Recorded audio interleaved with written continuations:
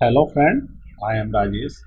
आज के इस वीडियो में हम बात करेंगे ब्लेजर की। और ब्लेजर का हमारा जो ये होगा सेकंड वीडियो होगा। और इसमें हम बात करेंगे कंपोनेंट के बारे में। तो उससे पहले हम क्या करते हैं कि प्रोजेक्ट ले लेते हैं ब्लेजर का। तो ब्लेजर में हमको जो मेनली जो पढ़ना है हम लोगों को, वो पढ़ना है वेब असेंबली। तो वेब असेंबली से रिलेटेड हम यहाँ पर क्या करेंगे, एक प्रोजेक्ट ऐड करेंगे। तो यहाँ पर मैं आता हूँ वेब असेंबली लिखे या ब्लेजर लिखे, ये फिल्टर सर्च करके हमको देगा, या यहाँ पर नीचे में आपको दिखा देगा, या यहाँ पर मैं लिखता हूँ ब्लेजर।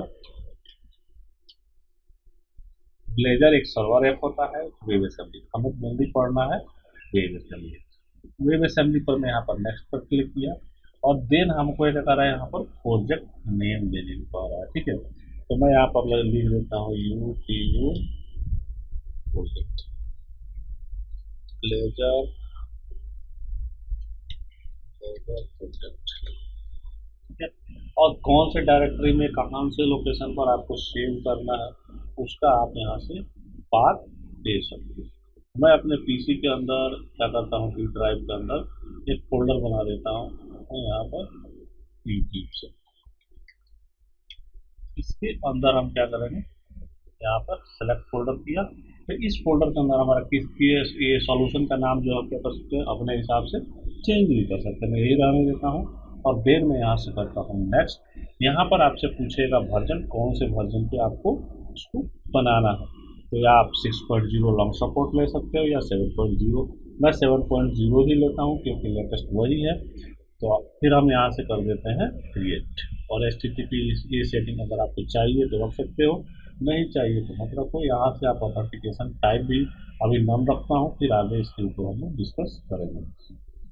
फिर मैं यहाँ से करता हूँ क्रिएट। जैसे मैं क्रिएट करूँगा फिर क्या होगा, ब्लेजर सर्वर साइड या server side sorry client side कहीं, या वेब असेंबली का है हमारा लोगो प्रोजेक्ट आ जाएगा। ये प्रोजेक्ट हमारा कुछ इस तरह से लोड होके आया है। हमारा प्रोजेक्ट स्ट्रक्चर हमने पिछले वीडियो में डिस्कस किया था। यहाँ पर जो होता है मेन हमारे पास क्या होता है, पेजेस होता है। ये शेयर्ड क्या होता है, कॉमन हमारा पेजेस होता है।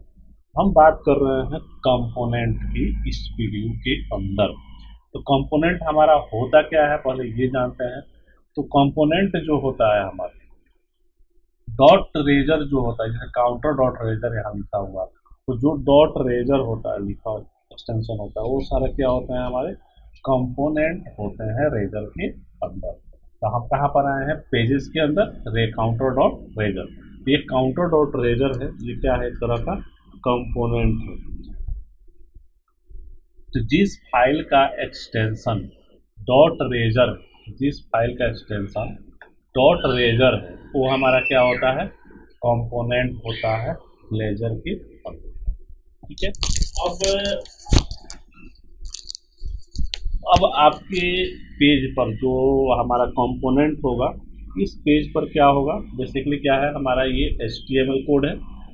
ये हमारा HTML कोड है। तो बेसिकली हमारा क्या HTML हो गया, और साथ में क्या है, C# का कोड है। तो सिंपल वर्ड कह सकते हैं, combination of C# and HTML, that is called component. मतलब दोनों के कॉम्बिनेशन में जो कोड है वो हमारा कंपोनेंट के ऊपर होता है। ठीक है, कंपोनेंट सिंपल कह सकते हैं, एक पीस है हमारे पास कोड का, जिसको हम कहीं भी यूज कर सकते हैं। ठीक है, बेसिकली क्या होता है, रीयूजेबिलिटी को बढ़ा देता है। अब जैसे बात करें कि ये रेजर कंपोनेंट है हमारा काउंटर। अगर मुझे ये कंपोनेंट अभी, अगर मैं इस प्रोजेक्ट को रन करूं, अभी हमारा क्या होगा, बाय डिफॉल्ट जो हमारा प्रोजेक्ट बन के आता है ये रन होता है। तो मैं देखते हैं कि कौन से पेज पर हमारा ये काउंटर चल रहा है। तो यहाँ से मैं इसको यस करता हूँ और इसको रन करता हूँ। यहाँ पर जो काउंटर है वो हमारे पास क्या है, होम टैब पर नहीं है, काउंटर टैब पर है। बेसिकली काउंटर मेनू है उस पर है, और वहाँ पर मैं क्लिक कर रहा हूँ तो ये हमारा क्या रहा है, इस काउंटर की वैल्यू क्या कर रहा है, ये देखिए आप इंक्रीज कर रहा है। अब मैं बात कर रहा हूँ, जो मैं चाह रहा हूँ जो ये काउंटर जो है मैं इस होम पेज पर भी लगाना चाह रहा हूँ। तो उसके लिए हमको क्या करना होगा, होम पेज कहाँ है, इंडेक्स डॉट रेजर है, ये भी एक तरह का कंपोनेंट है। मैं क्या करता हूँ, यहाँ पर इसको कॉल करता हूँ। तो यहाँ पर मैं क्या करता हूँ, काउंटर ये जो कंपोनेंट है इसको मैं यहाँ पर कॉल करता हूँ, काउंटर बंद किया। चाहो तो इस तरह से लिखो या चाहो तो आप इसको, ठीक है। इसी को मैं क्या करता हूँ यहाँ नीचे में भी डाल देता हूँ, और डालना है तो मैं ऊपर और डाल देता हूँ। सिर्फ 3 टाइम में क्या किया, ये काउंटर में यहाँ पर डाला हूँ। अब मैं इसको रन करता हूँ और देखते हैं क्या 3 बार मैं इसको यूज कर पा रहा हूँ या नहीं कर पा रहा हूँ। ये देखिए ये पेज मेरा लोड होके आ गया। आप देखोगे फर्स्ट टाइम हमारे होम पर काउंटर ये है, सेकंड टाइम ये है, थर्ड टाइम ये है। अब मैं फर्स्ट वाले पर क्लिक करूंगा तो सेकंड वाले में हमारे वैल्यू क्या हो, चेंज नहीं होने चाहिए। कंपोनेंट का मतलब होता है एक छोटा सा कोड है, पूरा पेज मेरा रन नहीं होगा, मात्र वो कंपोनेंट रन होगा। बेसिकली क्या होगा, जो मेरा कंपोनेंट है वही रन होना चाहिए, पूरे पेज मेरा पोस्ट बैक का या पूरे पेज रन नहीं होना चाहिए। तो मैं यहाँ पर क्लिक करता हूँ, क्लिक किया, देखो 1 2 3 4 ये हमारा क्या हो रहा है, पार्टिकुलर ये कंपोनेंट की वैल्यू चेंज हो रही है। सेकंड वाले और थर्ड वाले क्या हो रही है, वैल्यू हमारी चेंज नहीं हो रही है। वही अगर मैं सेकंड वाले पर क्लिक करूँ तो सेकंड वाला मेरा बढ़ रहा है, अगर थर्ड वाले को मैं क्लिक करूँ तो थर्ड वाला बढ़ रहा है। बेसिकली क्या हो रहा है, पार्टिकुलर कंपोनेंट ही रन हो रहा है, पूरा पेज हमारा ज्यों का त्यों स्टिल रह रहा है। तो हम इसमें क्या करते हैं, नेस्टेड कंपोनेंट को रख सकते हैं, ठीक है। तो ये हमारा क्या होता है, नेस्टेड कंपोनेंट को हम रख सकते हैं। अब बात करते हैं, ये तो हमारा हो गया ये HTML पेज को और C# पेज को मिला के हम क्या करते हैं, एक ही पेज पर होता है, उसको हम कंपोनेंट होता है, और कंपोनेंट को हम क्या करते हैं, कॉम्बिनेशन ऑफ HTML और C# के कोड के कॉम्बिनेशन में हमारा क्या होता है, कंपोनेंट होता है, ठीक है। या इसको हम कह सकते हैं जो सिंगल फाइल हमारा अप्रोच होता है, एक ही पेज पर हमारा C# का भी कोड होगा और हमारा HTML भी होगा। अब सेकंड टर्म्स हम ये, अब मैं ये चाह रहा हूँ कि इस कोड को अलग रखना चाह रहा हूँ, जैसे मेरा पेज बड़ा हो गया तो इन दोनों पेज को मैं क्या करता हूँ, अलग अलग सेपरेट भी तो कर सकता हूँ अपनी ज़रूरत के हिसाब से। मैं एक ही पर क्यों लगाऊँ, मैं उस चीज़ को इनहेरिट कर लूँ या हो सकता है उसको पार्शियल बना दूँ। तो बेसिकली मुझे क्या करना है, HTML कोड को अलग करना है और C# कोड को अलग करना है, और दोनों को मिक्सअप करके मैं पेज चलाऊँ। तो उसके लिए हमारे पास क्या होता है, 2 टाइप होता है, 2 तरह का हम अप्रोच यूज करते हैं कोड को स्प्लिट करने के लिए। तो 2 तरह के अप्रोच कौन कौन से होते हैं, एक होता है पार्शियल क्लास अप्रोच और सेकंड होता है बेस क्लास अप्रोच। हम 2 क्लास के अप्रोच को यूज करते हैं यहाँ पर, किस चीज़ के लिए, कि इसके कोड को अलग अलग करने के लिए। तो हम पहला देखते हैं partial class approach. Partial class approach में हम क्या करेंगे, जो हमारा ये counter.razor है इसी के साथ हम क्या करेंगे, एक C# की फाइल ऐड करेंगे। यहाँ पर क्या करता हूँ, यहाँ पेज के ऊपर जाता हूँ, ऐड न्यू क्लास फाइल। अब ये क्लास फाइल का जो नाम रखना है वो हमको क्या रखना है, counter.razor.cs।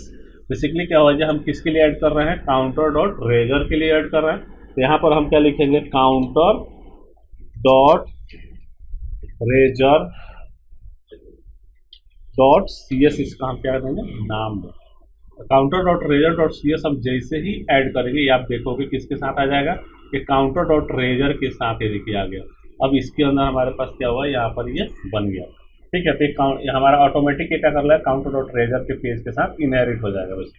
अब यहाँ पर आप देखोगे counter.razor.cs फाइल जो हमने ऐड किया है, यहाँ पर हमको क्या कह रहा है, ये ऐसा क्या कह रहा है, यहाँ पर आप खुद पढ़ ली, मिसिंग पार्शियल मॉडिफायर और डिक्लेयर ऑफ टाइप काउंटर है। यहाँ पर क्या मिसिंग है, पार्शियल मॉडिफायर मिसिंग है। तो हमको क्या बनाना है, इसको पार्शियल क्लास बनाना है। तो यहाँ पर पार्शियल मैंने लिख दिया, तो हमारा क्या हुआ जी, ये उससे इनहेरिट हो गया, ठीक है। और देन मैं क्या करूँगा, ये जो कोड है हमारा यहाँ counter.razor के ऊपर, इस कोड को मैं यहाँ से कॉपी करूँगा, इसको मैं हटा देता हूँ @कोड ब्लॉक को, और देन मैं क्या करता हूँ, यहाँ पर पार्शियल क्लास के अंदर यहाँ पर पेस्ट कर देता हूँ। अभी भी आपको क्या होगा कि यहाँ पर हम इस चीज़ को एक्सेस नहीं कर पा रहा हूँ, यहाँ पर आप देखिएगा काउंटर। तो उसके लिए हमको क्या करना होगा, यहाँ पर ये जो प्राइवेट है भाई एक्सेस हो गया, ठीक है। एक बार रन करके देख लेते हैं हमारा चल रहा है कि नहीं। तो इस प्रोजेक्ट को मैं क्या करता हूँ, रन करता हूँ, देख लेते हैं, बिल्ड करके रन करके हमारा प्रोजेक्ट रन होके आ गया। और ये हमारा क्या हुआ, ये देखिए आप, हमारा क्या हुआ, तीनों हमारा जैसे का तैसे वर्क कर रहा है। बेसिकली हमारा जैसे वर्क करना चाहिए वैसे ये बटन हमारे वर्क कर रहे हैं। तो ये एक तरीका तो हमारे पास ये होता है कि हम उसको पार्शियल क्लास से इनहेरिट कर लो, पेज को ये कर लूँ, ठीक है। हमारा जो सेकंड अप्रोच होता है वो होता है बेस क्लास अप्रोच। तो बेस क्लास अप्रोच के लिए हमको क्या करना होगा, इसको पहले मैं क्या करता हूँ डिलीट कर देता हूँ, यहाँ से मैं इसको डिलीट कर देता हूँ, ठीक है।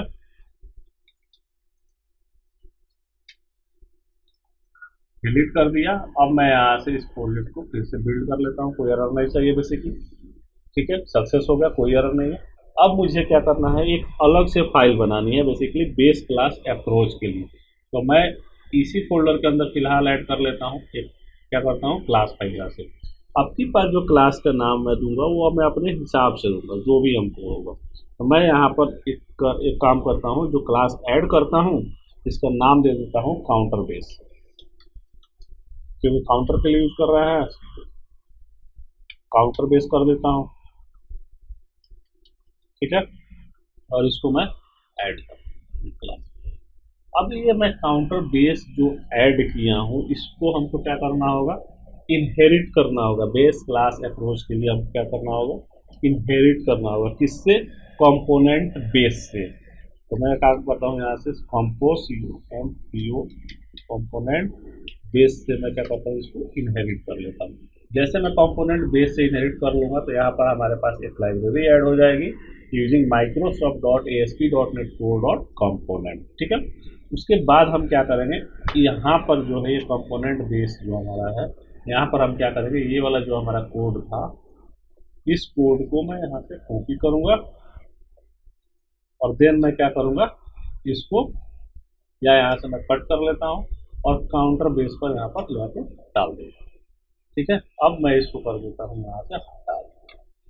ये क्या हो जाए, हमारा फाइल अलग से बन गया, लेकिन अभी भी क्या हुआ जी, हमारा फाइल इससे लिंक नहीं हुआ। ये काउंटर बेस क्लास अब इससे अभी भी हमारा क्या हुआ जी, लिंक नहीं हुआ है। तो लिंक करने के लिए हम क्या करेंगे, इस फाइल को इनहेरिट करेंगे इस काउंटर डॉट रेजर के ऊपर। तो इनहेरिट कैसे करते हैं, @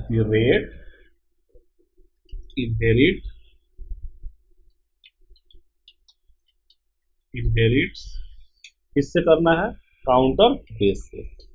काउंटर बेस नाम से हमने जो फाइल का नाम दिया था उससे हमने क्या किया, इनहेरिट कर लिया। इनहेरिट करने के बाद भी आप देखोगे जी ये हमारा क्या कर रहा है, जो हमने ये इंक्रीमेंट काउंटर और ये जो हमने लिया हुआ है ये हमारा अभी भी एरर कर रहा है। क्यों एरर कर रहा है, क्योंकि ये हमने क्या लिया, प्राइवेट मॉडिफायर दिया। ये इसकी मॉडिफायर को हमको क्या करना होगा, पब्लिक करना होगा। पब्लिक कर लीजिए या प्रोटेक्टेड कर लीजिए, ठीक है। तो ये हमारा क्या होगा, वहां से ये एरर हमारा रिजॉल्व हो जाएगा, ठीक है। ये हट गया। अब इस प्रोजेक्ट को मैं क्या करता हूँ, यहाँ से बिल्ड करता हूँ और देन हम क्या करते हैं, रन करते हैं। तो बेसिकली ये क्या होता है, हमारा बेस क्लास अप्रोच होता है। अब मैं यहाँ से काउंटर पर क्लिक कर रहा हूँ तो हमारा क्या कोड पार्टिकुलर हमारा क्या हो रहा है, रन हो रहा है। आप देखोगे यहाँ से काउंटर पेज पर भी जाके मैं इसको रन कर सकता हूँ। होम पेज पर भी हमने इसको कंपोनेंट को नेस्टेड बुक में डाला था, तो हमारा यहाँ पर दिख रहा है। तो ये हमारा क्या होता है, काउंटर बेसिकली क्या होता है, बेस क्लास अप्रोच होता है। तो ये हमारा कंपोनेंट होता है और इस वीडियो में हमने कंपोनेंट की बात की। अब नेक्स्ट वीडियो में हम आगे देखेंगे।